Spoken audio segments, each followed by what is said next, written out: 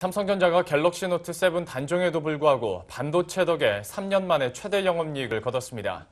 반도체 부문은 5조 원에 가까운 영업이익을 기록하면서 효자 노릇을 톡톡히 했습니다. 네, 올해 역시 반도체와 디스플레이 부문의 전망이 밝은 데다 갤럭시 S8 출시로 IT 모바일 부문까지 실적을 회복하면 고공행진을 이어갈 것으로 전망됩니다.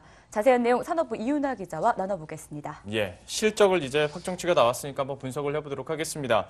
갤럭시 노트 7이 단종이 됐다 보니까 아무래도 이제 스마트폰 부분은 부진할 수밖에 없었을 텐데 그러다 보니 이제 반도체 부분이 얼마나 잘 나왔길래라는 생각이 듭니다. 좀 분석을 해주시죠.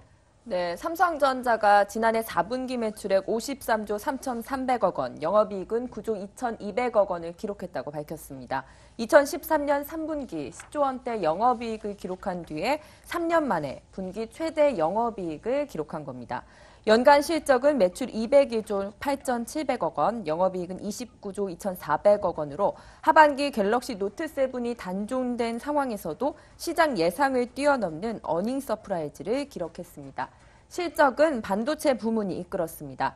반도체는 4분기 영업이익 4조 9,500억 원을 기록하며 전체 영업이익의 절반 이상을 차지했습니다. 낸드 플래시 사업과 디램 사업 호조, 시스템 LSI 사업부까지 양호한 실적을 거둔 데다 환율 효과까지 겹치면서 분기 사상 최대 영업이익을 기록했습니다. 3분기 1,000억 원대 영업이익으로 바닥을 찍었던 IT 모바일 사업부도 갤럭시 S7 시리즈 덕에 2조 5천억 원의 영업이익을 기록하면서 회복세를 보였습니다. 디스플레이는 올레드 패널을 앞세워 영업이익 1조 3,400억 원을 기록했고 가전사업부는 패널 가격 상승과 환율 등의 영향으로 영업이익이 3,200억 원에 그쳤습니다. 네, 삼성전자는 오늘 이처럼 실적 발표와 함께 주주 친화 정책도 내놨습니다. 올해 9조 원 이상의 규모입니다. 자사주를 매입한 후에 다시 소각하기로 결정을 했죠. 네, 삼성전자는 올해 총 9조 3천억 원 규모의 자사주 매입을 시행하겠다고 밝혔습니다. 자사주 매입은 3회에서 4회에 걸쳐서 분할해 진행할 예정이고 매입 완료 후에는 전량을 소각할 예정입니다. 1회차 자사주 매입은 내일부터 시작해 3개월 내외 완료될 예정이고요. 보통주 102만 주, 우선주 25만 5천 주를 매입해 소각하게 됩니다. 이와 함께 삼성전자는 주당 보통주 2만 7,500원, 우선주 2만 7,550원에 2016년 기말 배당도 결의했습니다.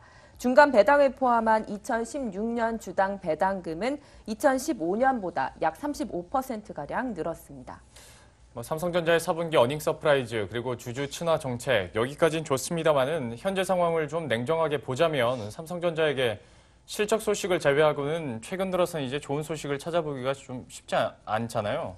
그렇다 보면 이제 실적에도 이게 타격이 가지 않을까라는 우려들이 많은 것 같은데 올해 앞으로의 전망은 어떻게 나올 것으로 보이나요? 네, 우선 올해도 반도체 쪽의 실적 호조세는 계속적으로 이어질 것으로 보입니다.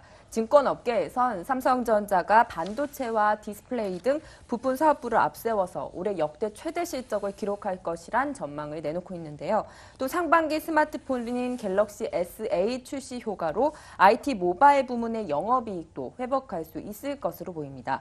그렇게 되면 증권사들이 예측한 삼성전자의 올해 영업이익 컨센서스는 39조 8,155억 원으로 무려 40조 원에 가까운 영업이익을 낼 것으로 보이는데요. 다만 최순실 게이트로 인한 특검 수사 등의 불안 요소가 여전히 존재하고 있습니다. 삼성전자는 실적 발표 이후 가진 컨퍼런스 콜을 통해서 미래 성장 동력을 찾기 위한 최고 경영진의 활동이 특검으로 제한을 받는다면 우려할 만한 상황이라고 생각한다며 선장 기회 손실을 생기지 않도록 최선을 다하겠다고 말했습니다. 네, 지금까지 산업부 이윤아 기자와 함께 삼성전자의 실적 그리고 앞으로 전망까지 좀 구체적으로 다뤄봤습니다. 오늘 수고하셨습니다.